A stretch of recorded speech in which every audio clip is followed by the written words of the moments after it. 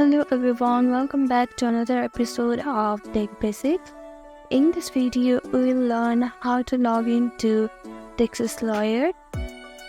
First step is to open your browser. You can use any of your browser like Firefox, Safari, whatever is easy for you.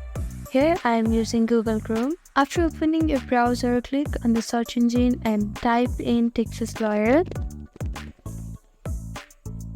Now scroll down a little bit until you saw this logo. Click on the link. This is the official website of the Texas Lawyer. Now on the top you can see the sign in option with the human icon. Click on it.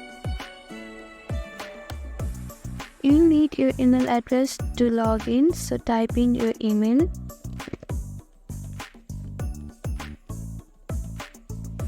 Now click on proceed, and following this simple step you can now log in to Texas Lawyer. If you have questions about your account or if you want to contact customer service center, you can click on customercare@alm.com. Thank you for watching this video. I hope this video was helpful to you. Please do like, share and subscribe to our channel, and don't forget to comment down below. Thank you.